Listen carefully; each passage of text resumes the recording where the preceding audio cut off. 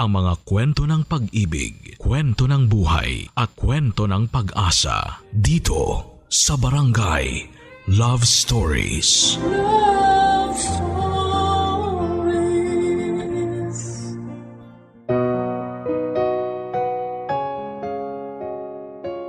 Bahagi na ng buhay ng isang tao ang mahusgahan.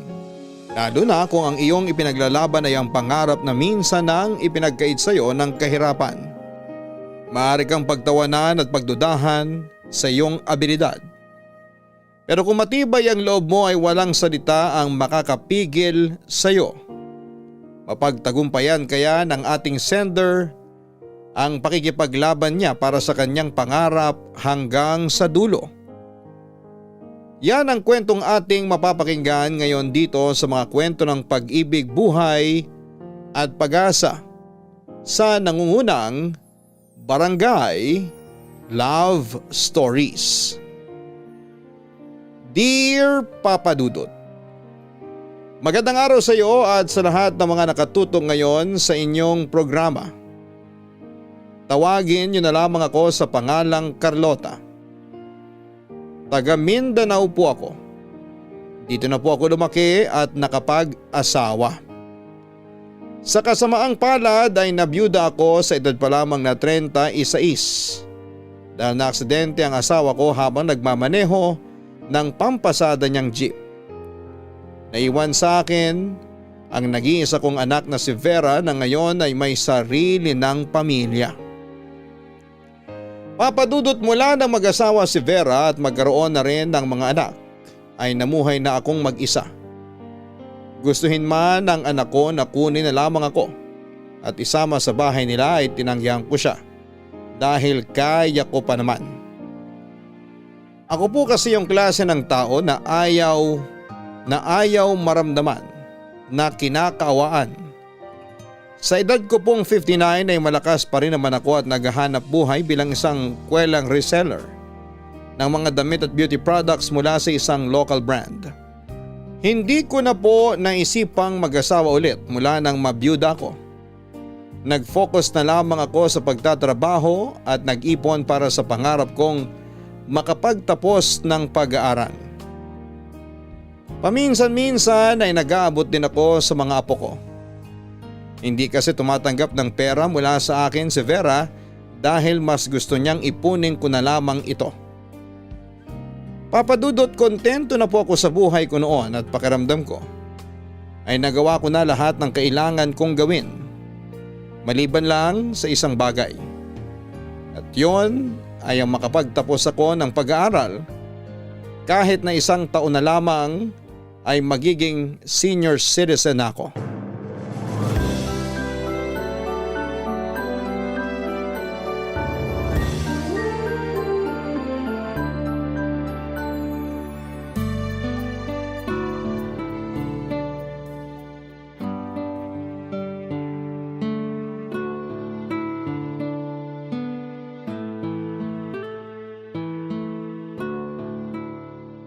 Nay, sigurado na po ba kayo sa plano nyo?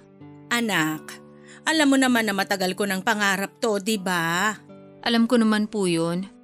Pero hindi po ba masyado na kayo matanda para dyan? Bakit? May age limit ba sa kolehiyo? Nagtuturo ka sa eskwelahang papasukan ko kaya alam mo yung sagot sa tanong ko. Nay, huwag niyo po sana masamain yung sinabi ko ha. Nag-aalala lang po kasi ako sa inyo. Ibang-iba na po ngayon kaysa nung nag-enroll kayo sa college. At sa tingin mo hindi ko kayang makipagsabayan, ganun ba? Nay naman hindi niyo po ako naiintindihan. Pangarap kong makatapos ng pag-aaral kaya handa ako sa kahit na anong pagsubok na kakaharapin ko, Vera. Kaya kung ayaw mo kong suportahan, hindi kita pipilitin. Alam niyo pong susuportahan ko pa rin kayo kahit nag-aalangan ako.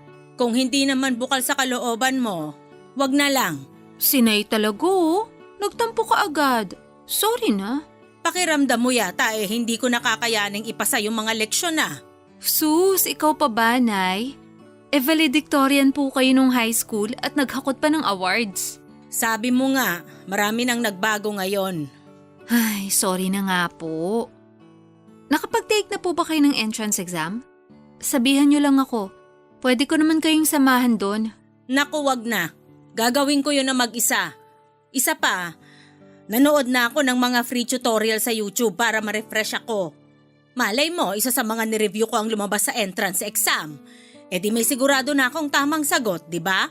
Wala naman akong duda na kakayanin yung ipasa yung entrance exam, Nay. Sisiw lang yun sa inyo. Nga pala, ano nga po pala yung kursong kukunin nyo? BSED, nak. Major in Mathematics, yun ang gusto ko. Aba, ayos yan, Nay ah. Pangarap ko yan noon na maging math teacher. Alam mo naman ang nanay pagdating sa numbers. Oo nga po pala. Tuwang-tuwa kasi ko dun sa anak ng kapitbahay natin. Kahit mga kapitbahay natin nagpapatulong sa kanya. Tapos mag-a-abroad na siya. Dun na siya magtuturo sa Thailand. Gusto niyo rin po ba magturo sa ibang bansa? Nako, hindi. Gusto ko lang talagang makatapos ng pag-aaral sa pangarap kong kurso. Kapag nakagraduate na ako, isa yun sa 2 pinakamagandang nangyari sa buhay ko. Eh, ano pa po ba yung isa, Nay? Tinatanong pa ba yun? Siyempre, yun yung pinanganak kita. Si Nay talaga. Papaiyakin pa ako. Kaya sana anak, suportahan mo ang nanay ha. Kapag nagawa ko yon, kumpleto na. Masasabi ko na talagang nagawa ko na lahat. Pwede na akong mamatay. Nay, wag naman kayo magbiro ng ganyan. Hindi pa ako handa, okay? At kahit kailan, hindi ako magiging handa. Ano ka ba, nak? Matagal pang mangyayari yon. Sa lakas kong to, kaya ko pang mag-gym kung gugustuhin ko lang eh. Basta po, Nay. Kung ano yung makakapagpasaya sa inyo, susuportahan ko po kayo. Tsaka naisip ko po na magandang bagay rin na mag-aaral kayo. Hindi na kayo maiinip. Malay nyo may makilala pa kayo sa school at magka-boyfriend pa kayo niyan, di ba? Sus Mariosep, wala na sa isip ko yan, nak. Masaya na akong mag-isa. Sinasabi nyo lang po yan. Kasi hindi nyo pa nararanasang kiligin ulit. Hoy, si Nanay nagbablush. Tumigil ka nga dyan. Baka mamaya magkatotoo pa yung sinasabi mo. Eh di maganda po kung ganon. Papa Dudut, kahit na tumutol ang anak ko sa desisyon kong tapusin ang pag-aaral ko nung una, ay nagkaintindihan din naman kami. Laking pasasalamat ko na lamang na malawak ang kanyang pangunawa. Alam naman niya na wala akong ibang pagkakabalahan kundi ang pagpapa-order ng kung ano-anong products. Pero pagdating sa bahay, kalungkutan pa rin ang sasalubong sa akin. Dahil boses ko lang ang naririnig ko roon. Mula noong mag-isa na lamang ako sa bahay, humanap ako ng ibang mapaglilibangan. Doon ako natutong gumawa ng social media account. Siguro nga ay matanda na ako pero tulad ng mga kabataan ngayon, palagi rin akong babad sa gadget noon dahil yon ang ginagawa kong pampalipas oras. Aaminin ko, Papa Dudut, na subukan ko na ring makipag-chat sa kung kani-kanino. Noong first time ko pa lamang sa Facebook kung sino-sino ang mga inad ko at chinat ko. Pero mula noong mag-message sa akin ang isang foreigner na nagpapasend ng nude photo ay tinigilan ko na yon matapos ko silang i-block. Kaya para maging abala ko, gaya ng plano ay nag-take ako ng entrance exam at swerte naman ako nakapasa. Natanggap ako sa kursong gusto ko kaya sobrang saya ko ng mga sandaling yon, Papa Dudut. Gaya ng tinatawag nilang freshmen o yung mga first year pa lamang, magkahalong kaba at excitement ang naramdaman ko sa first day namin sa school. Pero kahit unang araw pa lamang ay sinubok na agad ako dahil bukod sa hindi ko mahanap ang mga room na nakalagay sa certificate of registration ko, nakaharap ko rin ang isang taong sumira sa buong araw ko, Papa Dudut.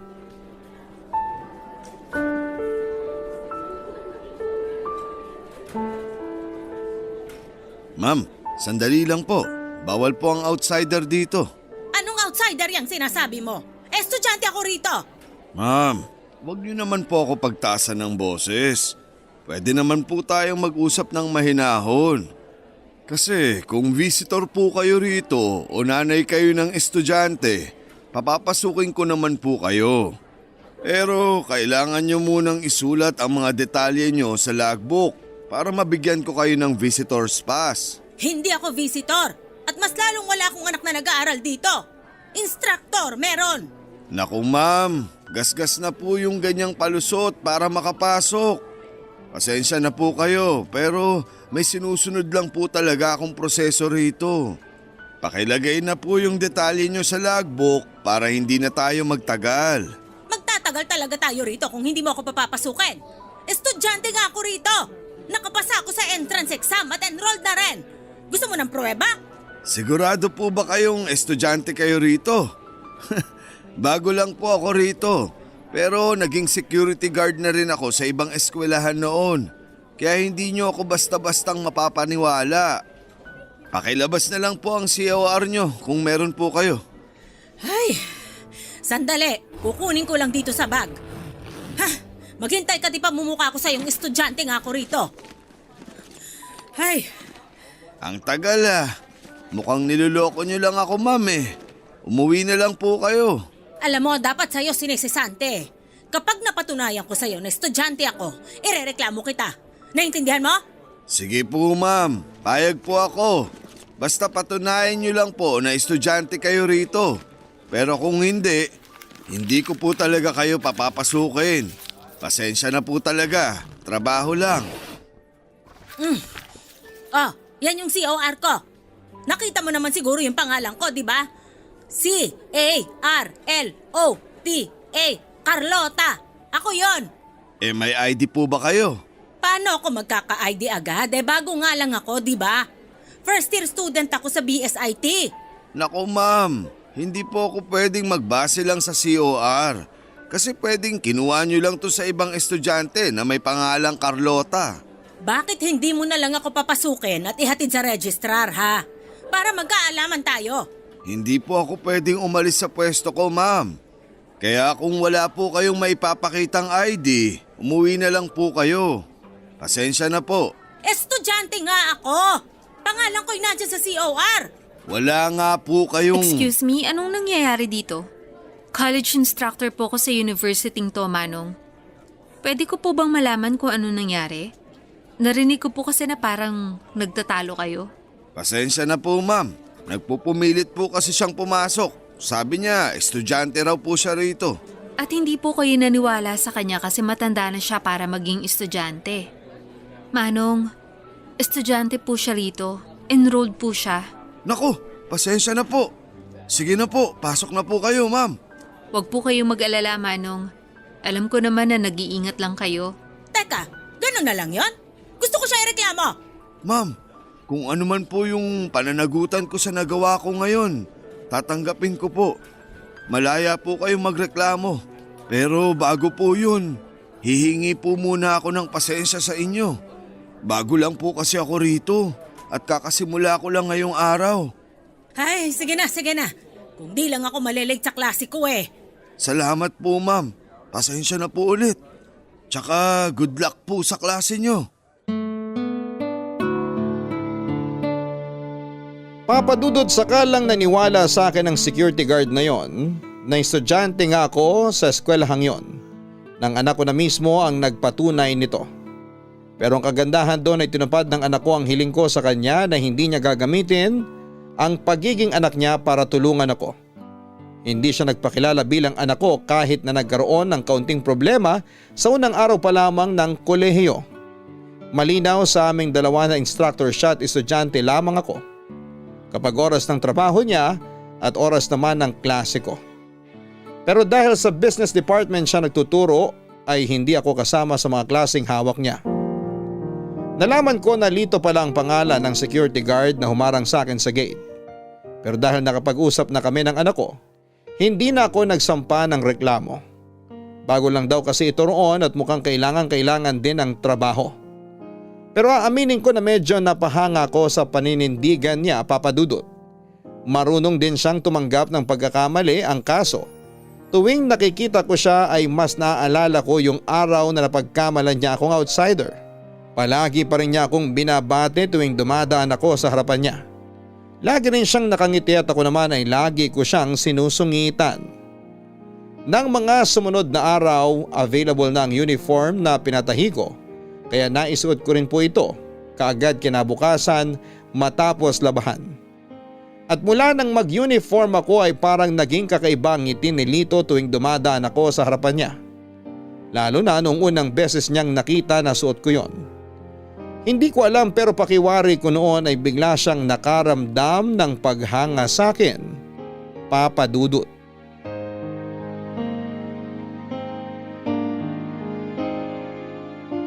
Papa Dudut, mula nang makita ni Lito na suot ko ang aking school uniform ay naging espesyal na ang mga ngiti niya tuwing binabati ako. Palagi niya rin akong pinupuri at sinasabihan ng bagay na bagay daw sa akin ang suot ko dahil nakakabata raw tignan. Kung noong una ay lagi ko siyang sinisimangutan, habang tumatagal ay unti-unti na rin akong nahawa sa gaan ng aura niya. Ginagantihan ko na siya ng ngiti at kinakausap na rin. Minsan nga ay nakakakwentuhan ko pa siya kapag may karelyebo siya. Nalaman ko na hiwalay na pala sila ng asawa niya kaya pareho kami na namumuhay na lamang ng mag-isa. Pero sinabi naman niya na meron siyang isang anak na nag-aaral din doon. Ang kaso'y nasa poder daw ito ng asawa niya at sinusuportahan na lamang niya. Kaya hindi siya pwedeng mawala ng trabaho. Hindi pa raw niya nakakausap ang anak niya mula nang mag-enroll ito. Kaya kahit ang kursong kinuha nito ay hindi niya alam. Doon ko napagtanto kung gaano kalaki ang magiging problema niya kung natuloy ang pagreklamo ko noong unang araw kaming nagkaengkwentro. Bukod sa malungkot niyang kwento, nalaman ko rin na magkaedad lang pala kami. Pero ang nakakatawa sa nalaman ko ay 2 letra lamang ang pinagkaiba ng pangalan naming dalawa. Carlota ako at Carlito naman ang pangalan niya. Pero mas kilala siya sa palayaw niyang Lito. Yung paminsan-minsan naming pag-uusap, Papa Dudut, ay naging madalas na noong napalagi na ang loob namin sa isa't isa. At kung nung una, panay bati at ngiti lang siya tuwing pumapasok ako. Noong mga sumunod na linggo ay nag-aabot na siya sa akin ng kung ano-anong regalo. Minsan bulaklak at tsokolate. Pero ang pinaka nagustuhan ko ay yung mga pocketbook na ibinibigay niya. Mahilig kasi ako magbasa ng mga nobela kahit may kalabuan na ang aking mga mata. Dahil malaking tulong naman ang suot kong salamin. Dahil sa madalas na pagbibigay sa akin ni Lito ng kung ano-ano, hindi na ito nakaligtas sa anak kong si Vera na madalas kong nakakasabay sa pagpasok. Naisip ko na noon na magtatanong siya at wala naman akong balak na maglihim sa kanya, Papa Dudut.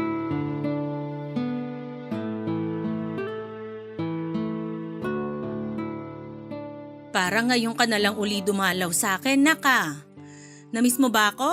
O may kailangan ka? Kilalang-kilala mo na talaga ako, Nay. Pero pasensya na po kayo kung hindi na ako nakakapunta nitong nakaraang weekend.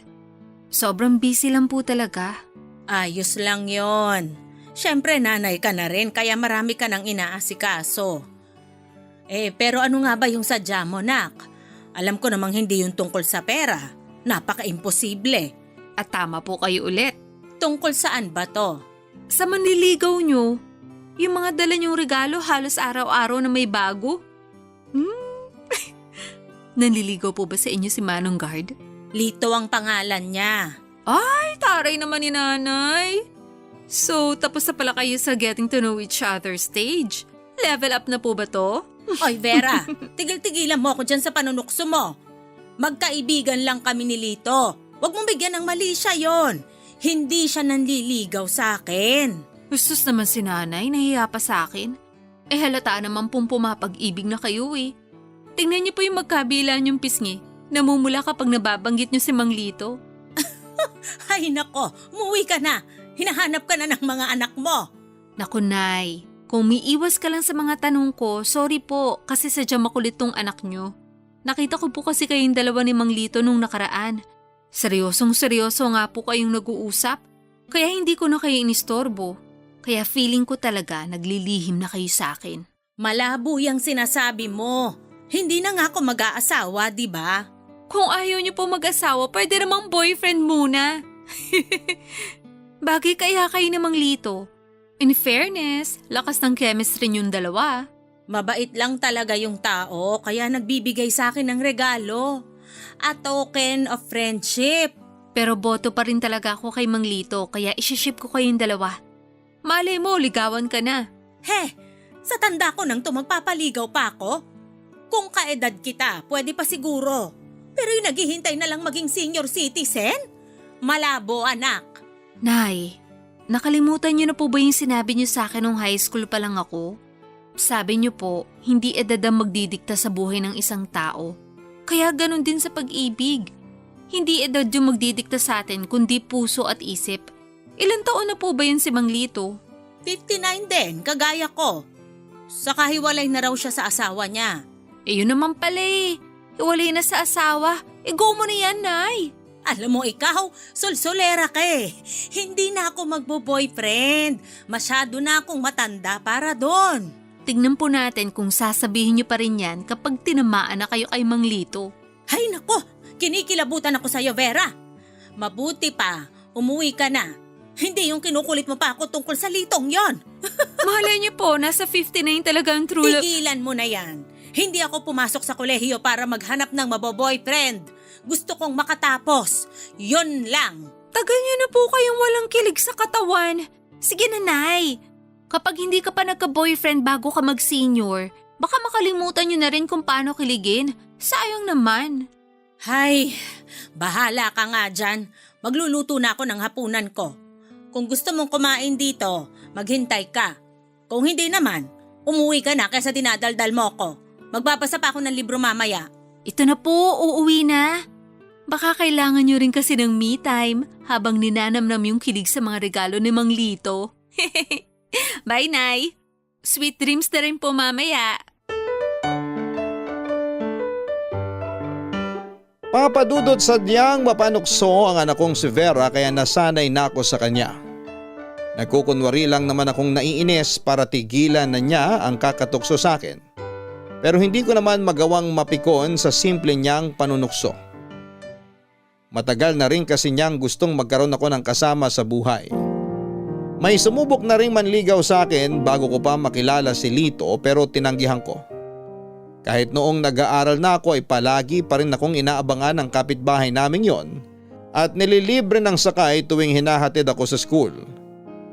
Naiya na lamang ako sa palagi niyang panlilibre kaya inaagahan ko ng pag-alis para hindi na niya ako maabutan sa may kanto. Marami na akong narinig na chismis tungkol sa akin dahil sa panliligaw ng kapitbahay naming yon. Nagbubuhay teenager daw ako at akala mo'y dalaga pa kung umasta. Kahit ang pag-aaral ko ay hindi nakalusot sa kanila. Ano pa raw ang silbi ng pag-aaral ko kung mamamatay lang din naman ako? Napapabuntong hininga na lamang ako tuwing nakakarinig ako ng ganon. Naintindihan ko rin naman na hindi lahat ng tao ay kapareho ko kung mag-isip. Hindi lahat ay maunawaan ang gusto kong gawin sa buhay. Pero sa kabila nito ay hindi na lamang ako nagpaapekto. Sa halos 2 buwan ko sa kolehiyo ay mabilis naman akong nakapag-adjust. Sa tulong na rin ng mga kaklase ko, lalong-lalo na si Ira na pinakaunang naging malapit sa akin. 22 anyos pa lamang siya at parang anak na ang turing ko sa kanya. Likas ang kakulitan sa batang yon at kung ano-ano ang mga tinuturo niya sa akin. Pero noong minsang magpatulong ako sa kanya sa pagsasagot ng isang activity ay hindi kagad siya nakapagpasa. Istrikto ang instructor namin noon kaya parehong hindi tinanggap ang papel namin. Humingi naman ako ng pasensya sa kanya at sinabi niyang ayos lamang yon. Pero alam ko na hindi niya nagustuhan yung nangyari. Simula noon ay nagbago na ang pakikitungo niya sa akin, Papa Dudut.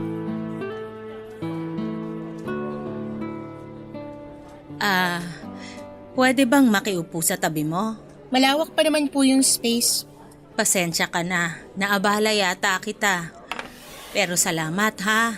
Hindi niyo po kailangan magpasalamat. Pwede naman po umupo dito kahit sinong estudyante. Pasensya na. Naisip ko lang kasi na baka ayaw mo kong katabi. Napansin ko kasi na parang nilalayuan mo na ako nitong mga nakaraang araw. Kaya gusto ko sanang mag-sorry. Kung hindi sana ako nagpatulong sa'yo, baka tinanggapan ni sir yung pinasa mo. Wala na po tayo magagawa ron kasi ganun talaga yung sistema rito. Hindi lahat ng instructor mabait. May ibang masusungit din kasi maraming estudyante ang masyadong komportable sa ibang nagtuturo dito. Nawawala na sila ng galang sa iba. Tama lang naman yung ganon. Ang problema lang, nadamay ka pa dahil sa akin. Napakabait mo pa namang bata. Hindi po ako mabait. Nakikisama lang ako sa inyo noon kasi kayo yung pinakamatanda sa klase. Pero ngayong mukhang marami na kayong kaklo sa mga kaklase natin, hindi ko na kailangan makipagplastikan pa. Pasensya na kung nahirapan kang pakisamahan ako. Kung gusto mo, para makabawi ako sa'yo, tutulungan na lang kita sa ibang subject natin, kahit sa math. Hindi ko po kailangan ng tulong nyo, kaya ko mag-isa. Baka kayo yung nangangailangan nun. Pasensya na po pero bakit pa ba kayo nag-enroll? Bakit hindi na lang kayo magpahinga sa bahay? Huwag nyo na po isiksik yung sarili nyo sa college kasi kahit mga instructor, mahihirapan na turuan kayo. Matanda na kayo para mag-aral. Kapag nagkaroon tayo ng group activities, magiging pabigat lang kayo sa mga kagrupo nyo. Pasensya ka na, iha. Pero hindi ko alam kung saan nanggagaling yung mga sinasabi mo. Naiintindihan ko na hindi mo ko gusto at may nagawa akong mali sa'yo. Pero parang sobra ka naman yata. Kahit sino, pwede pang mag-aral kung gugustuhin nila. Mapamatanda man yan o may kapansanan. Kung magulang mo yung nasa katayuan ko, iha, at pinili nilang tapusin ang pag-aaral nila dito sa eskwelahang to, pahihintuin mo rin ba sila? Hindi po kasali sa usapan yung mga magulang ko. Kayo yung pinag-uusapan dito. Kung gusto nyo lang naman maging sentro ng atensyon kasi obviously kayo yung pinakamatandang estudyante sa lahat ng freshmen kaya maraming humahanga sa inyo. Fresh nga po, 'di ba? Hindi po kayo kasali ron, kaya wag nyo nang ipilit. Kung ganon, nagagalit ka kasi nagiging sentro ako ng atensyon ng mga estudyante rito? Iha, wala akong intensyong magpasikat. Gusto ko lang makatapos ng pag-aaral. Pangarap ko yun eh. Hindi kasi ko nagkaroon ng pagkakataong makapagpatuloy sa kolehiyo nung dalaga pa ako. Sobrang hirap ng buhay namin. Mahirap din naman po kami. Ilang taon nga po ako nag-stop para magtrabaho muna bago nakapag-enroll dito eh. Ako rin, anak. Ginawa ko rin yan noon hanggang sa nagkaroon na ako ng pamilya. Akala ko nga, hindi na darating to eh. Yung pagkakataon na makapag-aral uli ako. Hindi niyo na po kailangan magkwento. Babalik na ako sa klase ko. Klase natin, iha. Magkikita pa rin tayo mamaya. Ay, teka. Kumain ka na ba? May isa pa akong sandwich dito. Homemade to kaya malinis yung pagkakagawa. Tsaka healthy rin. Busog pa po ako. Sabi ko na hindi ka pa kumakain. Eto sa'yo na to. Hindi na po, okay lang po ako. Hay nako, basta sa'yo na tong isang sandwich. Iiwanan ko na lang dito. Pupunta pa ako ng library May pambili naman ako ng pagkain. Hindi niyo ako kailangan bigyan. Okay, pero kung may kakilala ka na hindi pa kumakain, pwede mo namang ibigay sa kanya. O siya, sige. Maiwan na muna kita. Papadudot na bigo akong makipag-ayos kay Ira. Dumestansya na lamang ako sa kanya kagaya ng hiling niya kapag oras ng klase namin. Nararamdaman ko naman noon na mabuti siyang bata. Meron lang sigurong pinagdadaanan at ako ang napagbubuntunan niya kaya ako na lamang muna ang umunawa. Matapos ang prelims namin, Papadudot, ay doon na ako nagsimulang mag-alala dahil pahirap ng pahirap ang pinag-aaralan namin. Nagduda ako kung kakayanin ko pa bang ipagpatuloy yon. Minsan ko na ring naisip na baka tama nga si Ira na masyado na akong matanda para makipagsabayan sa kanila. Pero sa tulong ng anak ko at sa mga payo ni Lito na hindi rin nabigyan ng pagkakataong makapagpatuloy ng pag-aaral ay medyo nabuhayan ako ng loob. Hindi nga po nagtagal ay nagpaalam na si Lito sa akin para umakyat ng ligaw. Ang kaso ay hindi pa noon alam kung ano ang isasagot ko dahil hindi pa ako sigurado kung dapat ko nga ba talagang subukan ulit na pumasok sa ganong sitwasyon. Kapag pinagbigyan ko kasi siya ay wala nang atrasan yon dahil seryoso siya sa akin. Nalungkot ang anak ko nang malaman niyang hindi ko pa pinayagang manligaw sa akin si Lito Papadudut. Hindi na niya tinanong kung bakit dahil matagal ko nang nasabi sa kanya ang kadahilanan. Pero muli niya akong kinausap. At sa pagkakataong yon ay nakumbinsi ako ng anak ko, Papadudut. Papadudot, pinag-isipan ko ng mabuti ang mga sinabi ni Vera. Sa katunayan nga ay mahalaga ang opinyon niya dahil siya na lamang ang natitira kong pamilya. Kaya kung pasado sa kanya si Lito ay wala na akong dapat na alalahanin pa. Sa katagalan ay napagtanto ko rin at tama siya. Mabait din naman si Lito at nakikita ko naman kung gaano ito karesponsable. Isa pa, hiwalay na rin naman ito sa asawa kaya wala nang magiging problema kung sakasakali. Wala na maghahabol at aakusahan ako na isang kabit. Pero dahil masyado pa akong abala sa school, isirantabi ko muna ang tungkol sa buhay pag-ibig, Papadudut. At habang hindi ko pa pinapayagang manligaw si Lito ay umiwas na muna ako sa kanya.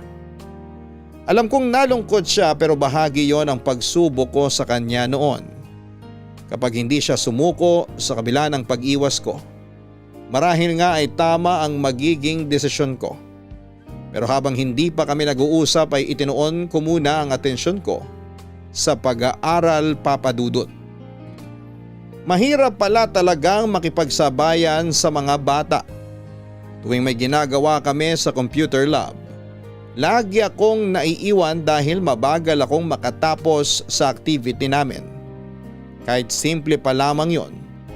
Bukod sa nakadepende na ako sa salaming suot ko, medyo mabagal na rin akong pumika pagdating sa basics sa paggamit ng computer.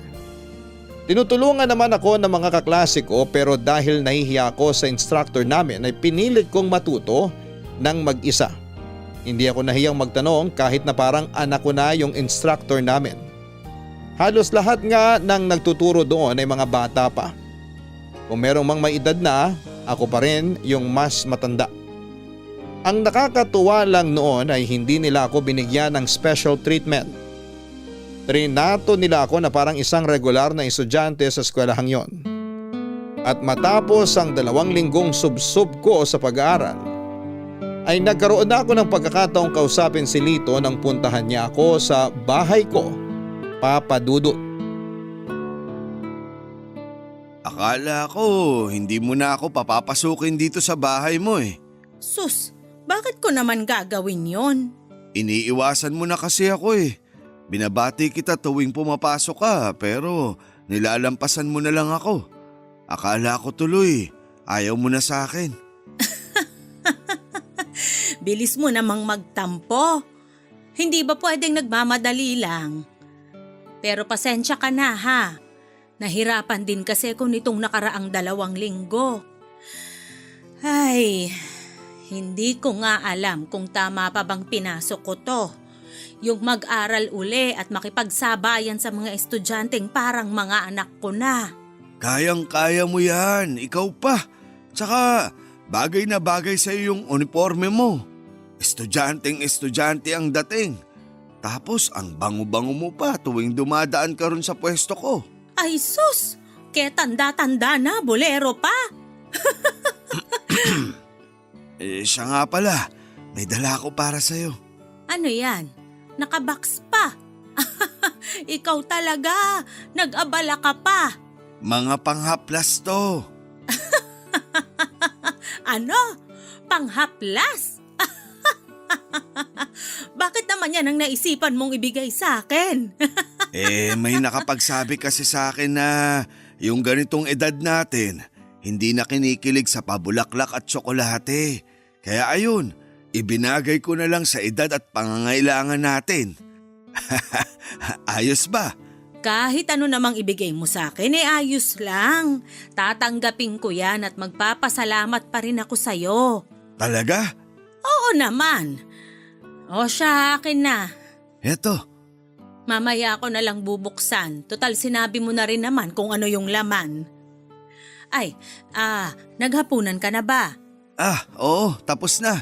Nakapagkape na rin ako sa bahay. Kaya nga medyo kabado ako ngayon. Nagpapalpitate na yata ako. Bakit ka naman kakabahan? Ako lang naman yung kakausapin mo.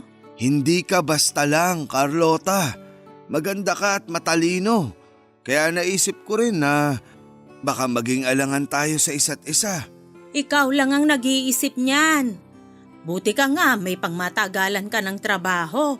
Saka kita mo naman, kagalang-galang ka para sa mga estudyante dun sa school. Narinig ko nung nakaraan, sir pa yung tawag sa'yo. Ang sarap magtrabaho kapag nire-respeto ka rin, no? Tama ka dyan. Pero hindi rin naman ako mapupunta sa pagiging sekyo kung hindi ako umalis sa construction noon. Nagtrabaho ka rin sa construction? Oo, welder ako nung medyo bata-bata pa. Ang kaso, ilang beses na akong muntik mabagsakan ng bakal. Mabuti na lang, malakas pa yung guardian angel ko kaya nakakaligtas pa. Di sana, kwento na lang ako ngayon. Nakakatawa ka talaga, Lito. Yan naman talaga yung gusto ko yung mapasaya kita. Salamat. Tungkol nga pala dun sa hinihiling mo sa akin. Pumapayag na ako. Talaga? Pumapayag ka ng ligawan kita? Oo nga. Wala naman ako nakikitang dahilan para tanggihan pa kita Salamat talaga, Carlota. Hayaan mo, kapag nakahanap na ako ng tiyempo, ipapakilala kita sa anak ko. Ayos lang ba sa kanya na manliligaw ka uli? Ang totoo, hindi pa kami nakakapag-usap ng anak ko tungkol dito. Pero mabait naman yun. Alam kong maiintindihan niya rin ako. Sana nga. Gusto ko pa naman siyang makilala. Sigurado ako makulit din siya kagaya mo. Sinabi mo pa. Manang-mana talaga sa akin si Aya. Aya? Palayaw niya yun. Pero ako lang yung tumatawag sa kanya ng Aya. Ay, nakakamiss na rin yung batang yun. Alam mo ba na sa kanya galing yung ideya na panghaplas yung ipangregalo ko? Sabi niya kasi noon, kapag may nililigawan na raw ako, yun ang ibigay ko kasi mas magagamit. Saka habang gumagaan yung pakiramdam nung pinagbigyan, ako yung naaalala. Ayos ba? Alam mo, nakikita ko talaga yung sarili ko sa'yo. Mag-isa na lang din ako at anak ko na lang ang meron ako. Mahal na mahal ko siya. Kaya nakikinig ako sa mga opinyon niya sa lahat ng bagay na ginagawa ko. Ganon din yung ginagawa ko para sa anak ko. Ang kaso, hindi pa talaga kami nagkakasundo sa ngayon. Hindi mo pa rin ba siya nakakausap? Baka may ideya ka kung anong kurso yung kinuha niya. Malay mo, kaklase ko pala. Sige, kapag nakita ko siya, tatanungin ko kung anong kurso niya. Huwag mo nang patagalin yung hindi nyo pagkakaunawaan. Kahit hindi ko pa nakikita at nakikilala yung anak mo. Alam ko na mabuti siyang anak. Magkakaayos din kayo nun. Papadudot, sobrang saya ni Lito noong pinayagan ko na siyang manligaw sa akin. Pinatunayan niya na hindi ako nagkamali ng desisyon. Araw-araw niya akong nililigawan, magkausap kami sa chat at minsan ay nagtatawanan pa kapag nakauwi na kaming dalawa. Muli ko naranasan ang matagal ko nang hindi maramdaman. Yon ay ang kiligin muli sa kabila ng aking edad. May isang pagkakataon, Papa Dudut, na lumabas kami ni Lito para kumain sa isang fast food chain. Hindi ko naman nakalain na doon pala mismo nagtatrabaho si Ira, kaya nakita niya kami. Hindi ako sigurado pero parang nakita ko sa mga mata niya ang panghuhusga. Lalo na noong punasan ni Lito ng tisyo ang kamay ko na nadumihan. Pagkatapos ng eksenang yon ay naging usap-usapan na ako sa klase namin. Kesyo ang tanda-tanda ko na raw pero lumalandi pa. Marami akong narinig na mga masasakit na salita mula sa kanila. Ilang araw kong hindi nakapasok, Papa Dudut, dahil wala akong mukhang maiharap sa mga kaklase ko at sa iba pang mga nakakaalam na nagkakamabutihan na kami ni Lito. Hindi pa man nagiging kami ay gano'n na kaagad ang nangyari. Noong umabot na ng 3 araw ang hindi ko pagpasok, kinausap na ako ni Vera. Doon niya nalaman na pinag-usapan na pala ako sa klase namin. Pero pilit niyang pinaunawa sa akin na wala namang mali kung magkakarelasyon kami ni Lito dahil nasa tamang edad na kami. Wala rin namang batas sa eskwelahang yon na nagbabawal sa pakikipagrelasyon sa kanilang security guard. At kung sakali man na hindi yon maaari, handa naman daw na mag-resign si Lito at maghanap na lamang ng bagong trabaho. Pero ayoko namang umabot kami noon sa ganong punto, Papa Dudut.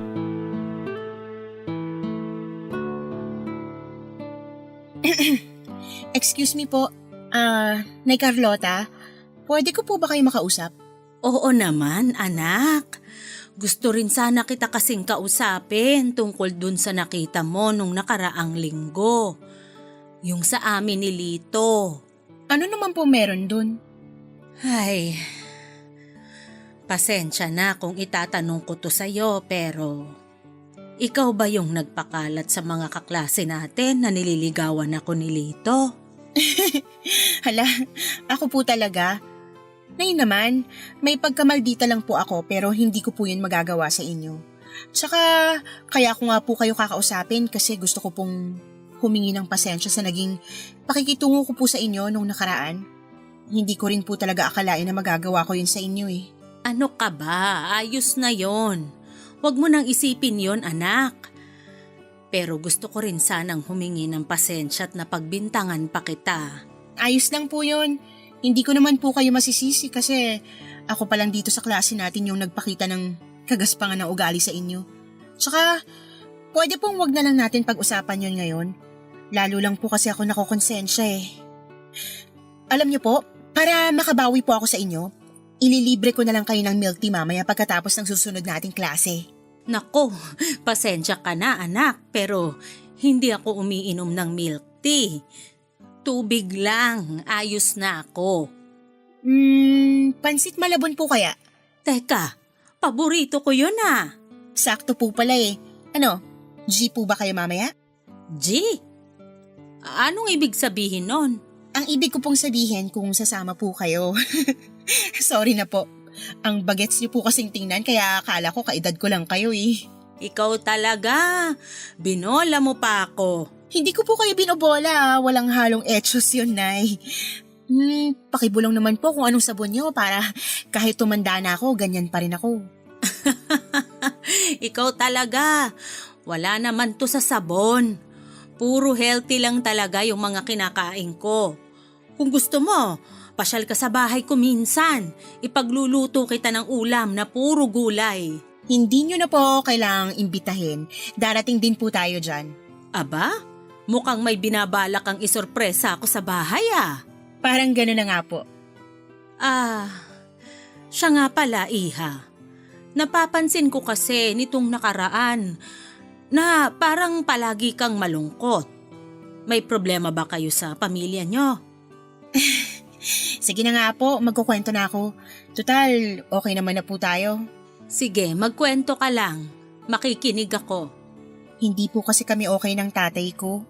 Bakit naman? Naghiwalay na po kasi sila ng nanay ko.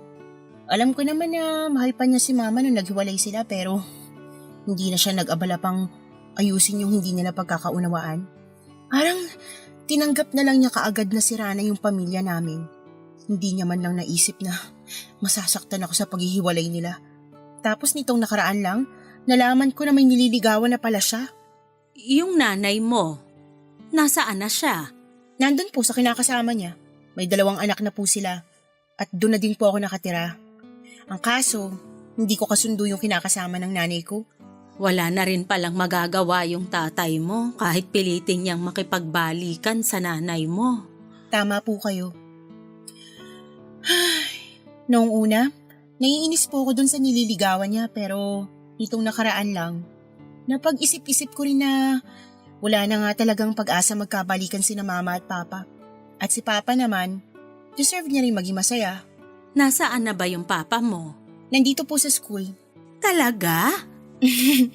Opo, at sigurado po ako na kilala niyo siya. Security guard po siya rito. Teka, sandali. 2 lang naman yung guard dito ah. Pero isa lang yung kilala ko.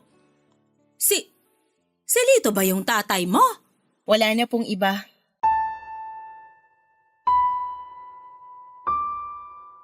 Papadudot matapos kong malaman na anak pala ni Lito si Ira sa dati nitong asawa.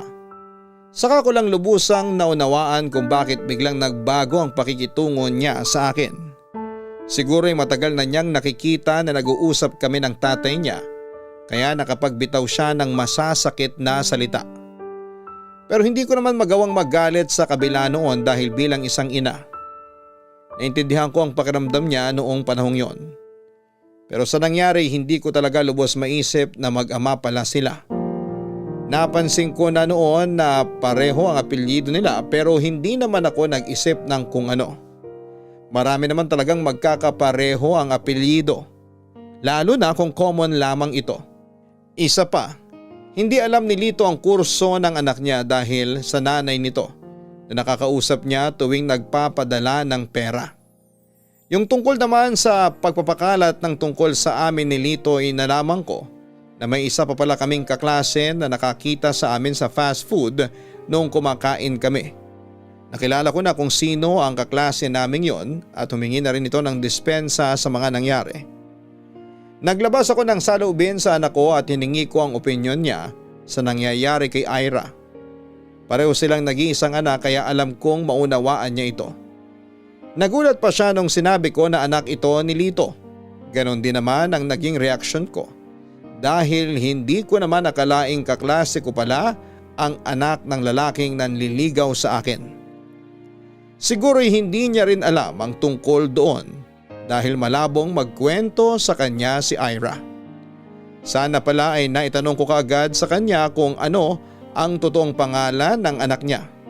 Nagalangan kasi ako noong una na magtanong dahil baka sensitibo siya sa ganong usapan. Lalo na't hindi pa sila nagkakaayos na mag-ama. At nung malinaw na sa akin ang lahat, naisip ko na wala nang dahilan para hindi ko pa sagutin si Lito. Tanggap na ako ng anak niya pero nagkasundo kami ni Ira na hindi muna yon ipapaalam sa kanya. Nakakatawa man pero napasakay ako ng batang yon sa kalokohang naisip niya para sa pakikipag-ayos sa kanyang ama Papa Dudut.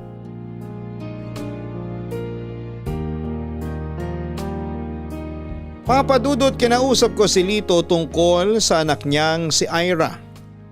Nagulat pa siya at napatanong kung paano ko nalaman ang pangalan nito. At nung sabihin ko na magkaklase kami nito ay sa kanya lang naunawaan ang lahat. Pero hindi ko sinabi sa kanya na nag-open up na ito sa akin. Ang alam niya ay hindi ako masyadong pinapansin ni Ira sa klase dahil hindi ako nito gusto. Pero dahil alam ko ang tungkol sa anak niya ay binuksan na rin niya ang usapan sa dati niyang asawa. Pinakinggan ko ang panig niya para mas maunawaan ko silang mag-ama. Nauna ko nang napakinggan ang saloobin ng kanyang anak at naunawaan ko naman po ito, Papa Dudut. Si Lito naman ay walang ibang hangad kundi maayos ang relasyon sa nag-iisang anak niya. Ayaw niya raw kasing dumating ang araw na huli na ang lahat para doon. Hanggang sa puntong yon ay hindi pa rin alam ni Lito na napatawad na siya ng kanyang anak at gusto na nitong makipag-ayos sa kanya. Kung hindi lang siguro dahil sa pakiusap ni Ira ay baka nasabi ko na ang lahat kay Lito o Papa Dudut. Nakita at naramdaman ko kung gaano niya kamahal ang anak niya. Kaya hindi na ako makapaghintay sa araw na magkakasundo sila. Maayos na sana ang lahat pero may nalaman pa ako tungkol kay Lito at sa asawa nito. Nalaman ko na hindi pala legal ang paghihiwalay nila ng asawa niya. Hindi ko alam kung anong dahilan niya sa paglilihim ng tungkol doon. Pero kung sakaling magkaroon kami ng relasyon ay maaaring malagay ako sa alanganin, Papa Dudut. Nakakatampo ka naman, Lito. Hindi mo pa sinabi sa akin yung totoo na hindi pa pala legal yung paghihiwalay nyo ng asawa mo. Pasensya ka na talaga. Wala pa kasi akong sapat na pera para doon. Pero huwag kang mag-alala. Ginagawan ko naman ng paraan. Paano kung malaman ng asawa mo na nililigawan mo na ako? Kung iniisip mo na magiging problema pa natin siya, huwag kang mag-alala. Kasi wala na siyang balak na makipagbalikan pa sa akin. Pwede ko siyang ipakausap sa'yo kung gusto mo. Para maniwala ka na wala na talaga siyang balak na maghabol kung sakali. Gagawin mo yon? Hindi ba nakakahiya sa asawa mo kung aabalahin pa natin siya para sa relasyon natin? Gusto kong patunayan na hindi na siya maghahabol sa atin.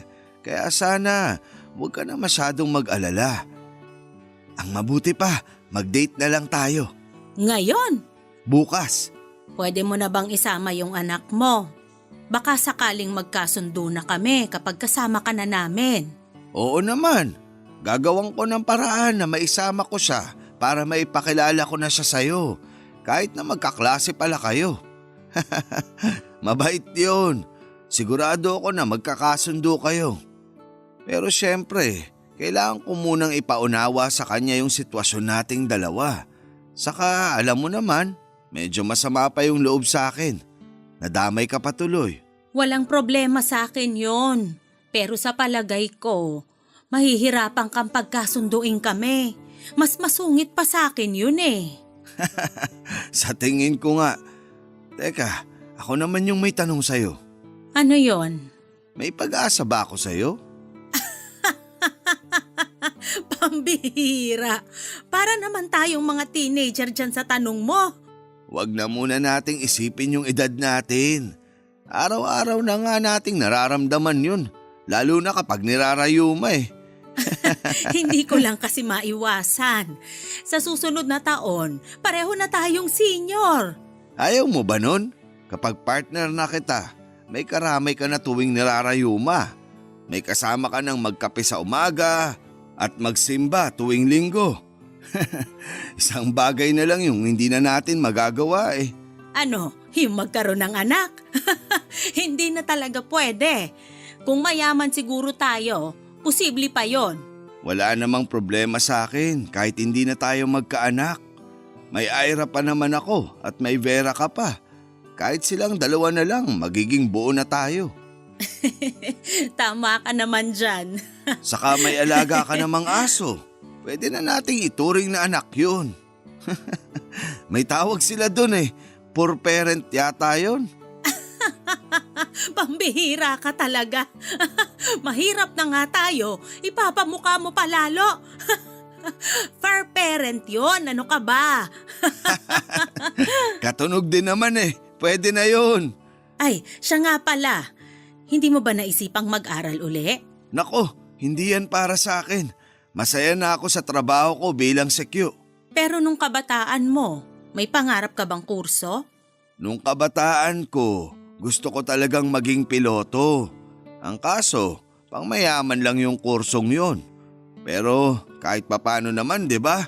Hawig yung uniforme ng piloto at sekyo. Ikaw naman, hindi na kita tatanungin kasi nasabi mo ng pangarap mo yung kurso mo ngayon. Ang sarap kaya mangarap. Oo naman, lalo na kung magkakatotoo. Pero ako, nung nag-aaral pa ako, pagka-graduate ko ng high school, tinanong ako ng mga magulang ko kung anong plano ko, kung ano raw bang pangarap ko sa buhay ko. Kako, nakatapos na ako ng high school, kaya saka na ako mangangarap ulit. Ayun, nauwi sa paghahalo ng semento. Parakit-rakit lang ako noon. Paano ka naman natutong mag-welding? Yan yung di mo pa alam sa akin. Nagtrabaho kasi ako noon sa tito ko na may welding shop. Tinuruan niya ako at mabilis naman ako natuto. Matagal din ako nagtrabaho sa kanya bago ako namasukan sa iba bilang welder. Hindi ko na kinailangang mag-aral. Natuto na lang ako sa experience. Tama lang naman yon. Hindi ka kasi mabubuhay kung wala kang diskarte. Yan yung namana sa akin ng anak ko. Napakasipag ng batang yun. Hindi niya ugaling humingi ng pera sa akin. Kaya ako na lang yung kusang nag-aabot sa kanya. Ang kaso, pinapadaan ko naman sa nanay niya kasi hindi pa kami nagkakaayos. Nakakatuwa ka naman. Sana lahat din ng mga anak may amang katulad mo. Papa Dudut, nag-usap na kami ng asawa ni Lito.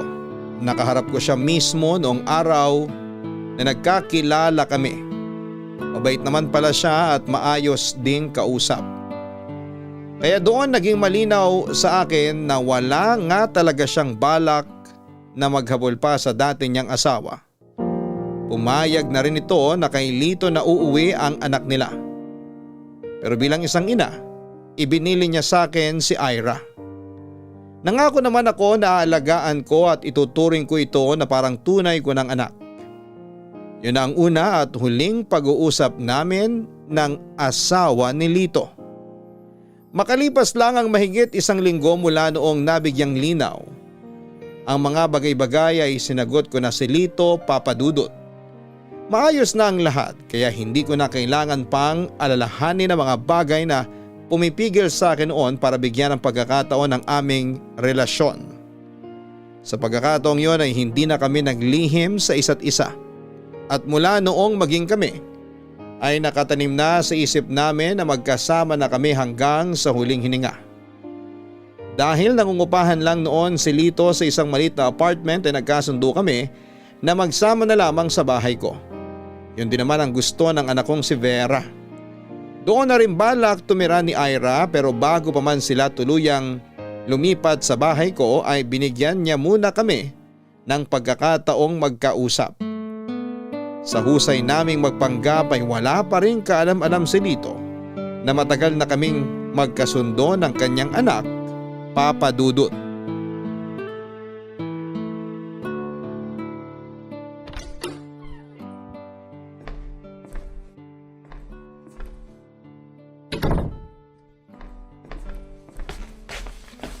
Nak, ang tita Carlota mo nga pala. Pa, hindi nyo na po kailangan gawin to. Alam nyo na magkaklase po kami, diba? Hindi ko na siya kailangan kilalanin. Ay, mahal, pasensya ka na sa anak ko ha. Nakapag-usap na kami pero… Ayos lang. Wala namang kaso sa akin. Salamat. Uwi na ako pa. Anak, dito ka na rin titira. Dito na tayong 3. Kaya sige na naman. Huwag nang matigas yung ulo mo. Paano po hindi titigas yung ulo ko? Mana lang naman po ako sa inyo. Ayoko na nga. Nasistress na si Papa. Ay, nako. Tigilan na natin tong kalokohan mo, Ira. Kalokohan? Teka, anong kalokohan? Loading yarn. Well, as you can see, okay na po kami ni Nay Carlota. Pero paano? Nag-usap po kami sa school. Nagsorry na ako sa pagmamaldita ko sa kanya at okay na raw po kay Nay Carlota kaya wala nang problema. Teka nga anak, di ba ako yung tatay mo? Bakit hindi ko to alam? Pa naman eh. Surprise ko nga po to sa'yo. Kinasabwat ko pa nga si Nay Carlota kaya kung magagalit po kayo sa akin, damay siya. So, wala ka ng choice kundi tanggapin na naisahan kita. Ay nako, ikaw talagang bata ka. Manang-mana ka nga. At least okay na po kami. Tsaka excited na akong tumira dito. Mas malapit na sa school at sa pinapasukan ko. Hindi ka ba nahihirapan sa pagpa-part-time mo, nak? Kung gusto mo, tutulungan na lang kitang magkaroon ng bagong racket. Hindi mo na kailangang magpagod ng husto. Talaga po? Oo naman. Tuturuan kita sa mga susunod na araw. Pero sa ngayon, asikasuhin muna natin yung dating kwarto ni Vera. Ikaw na yung gagamit nun. Po, pero paano po siya? May sarili ng pamilya yung Ate Vera mo, kaya may bahay na rin sila. Tama ang papa mo. Saka si Vera na mismo ang nagsabi na ipagamit sa'yo yung kwarto. Ang bait naman po niya. Kailan ko po kaya siya makikilala? Nako, madalas yun dito tuwing weekend. Hayaan mo't iimbitahan ko siya rito para sa'yo. Excited na po ko, Nay. Magpakabait ka kapag nagpakilala ka na ron. Hindi ka uubra sa kanya. Baka hindi mo alam, instructor siya sa school na pinapasukan niyo ni Carlota. Maswerte lang kayo na wala kayong subject na hawak niya. Teka. Bago lumayo tong usapan natin, may gusto muna ako itanong sa inyo. Ano yun, nak? Paano kayo nagkakilala? I mean, gets ko naman na nakikita niyo yung isa't isa araw-araw, pero paano kayo naging close? Nako, tanungin mo yung tatay mong napagkamalan akong outsider noong unang araw ng klase. Pinapasulat ko siya sa logbook para ma-issuean ko ng visitor's pass. Pero ipinilit niya na estudyante siya. Tapos ayun, dumating si Ma'am Vera. Hindi ko nga alam na mag-ina pala sila. Swerte mo kasi hindi ka po nila inireklamo, pa. Grabe, judgmental ka masyado. Yung gandang yan ni Nay Carlota mukhang outsider. Mabuti na lang, hindi pa kayo magkakilala noon. Kundi baka pinagtulungan niyo na ako. Pero nakakakilig kayo Para kayong mga bida sa nababasa kong nobela sa online platforms. Yung hindi mo inaakalang magiging sila, pero sila pa rin talaga yung endgame. Parang kayong dalawa. Sus, tigilan mo na yan, nak. Inuuto mo na kami. Mag-ayos ka na ng magiging kwarto mo.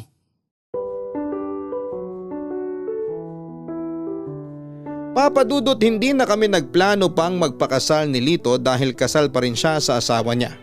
Sapat na sa amin ang assurance na ibinigay ng asawa niya at ang pangako nito na hindi manggugulo at makikialam pa sa aming dalawa. Wala ring problema sa kanya ang pagiging malapit namin ng anak niyang si Ira. Kaya parang nadagdagan na rin ako ng anak sa katauhan nito. Tungkol naman sa pag-aaral ko ay batid ko po na may mga matatanda ring pinipili pa ring makatapos ng pag-aaral na nagiging inspirasyon sa iba kapag ipinost sa social media ang tungkol doon. Pero yung sa akin, mas pinili kong gawing pribado na lamang, Papa Dudut. Ang mahalaga na lamang po sa akin ay natupad ko ang pangarap kong makapag-aral kahit na wala na po akong balak na gamitin ito para magturo. May nagalok ng trabaho sa akin noon at kahit na nakakatukso ang sweldo ay hindi pa rin ako nagpatinag dahil malinaw sa akin ang goal ko na makapagtapos ng pag-aaral bago man lang mawala sa mundong ito. Sa ngayon ay 6 na taon na kaming nagsasama ni Lito at masaya pa rin kami kagaya ng dati. Tungkol naman sa anak niyang si Ira, dahil sabay lang kaming graduate, siya na lamang ang nag-take ng licensure exam for teachers at nakapasa naman siya. Kahit na hindi ko siya kadugo, inalagaan niya ako at minahal gaya ng pagmamahal niya kay Lito. Kaya masasabi ko nang ayos na ako, Papa Dudut. Kontento na ako sa buhay na meron ako sa ngayon. Hanggang dito na lamang po ang aking kwento at maraming salamat po sa inyo sa Barangay LS para sa pagkakataong maibahagi ang kwento ng aking buhay, pag-ibig at pag-asa. Sa programa ninyong number 1 sa aming puso. Maraming salamat sa inyo, Papa Dudut. Ang inyong forever kapuso at kabarangay, Carlota. Mga kabarangay, ang isang tao kapag kontento na sa buhay ay hindi na nasusuhulan ng kahit na ano pang material na bagay. Gaya po ng sender natin na si Nanay Carlota, para sa kanya ay malaking tagumpay na nakamit niya ang kanyang diploma. Kahit may pagkakataon pa siya na gamitin ang tinapos niyang kurso at makaranas ng malaking sweldo, ay mas pinili pa rin niya na magkaroon ng payapa at tahimik na buhay kasama ang mga taong itinuturing niyang pamilya. Wala din po sa edad ang pagtupad ng ating mithiin o mga pangarap sa buhay. Hanggang sa muli, ako po ang inyong si Papa Dudut. Sa mga kwento ng pag-ibig, buhay at pag-asa sa Barangay Love Stories number 1. Sabay-sabay nating pakinggan ang iyong kwento ng pag-ibig, buhay at pag-asa. Ipadala lang sa barangaylovestories@yahoo.com. Nagustuhan ng iyong napakinggan? Ituloy yan via live stream sa www.gmanetwork.com/radio.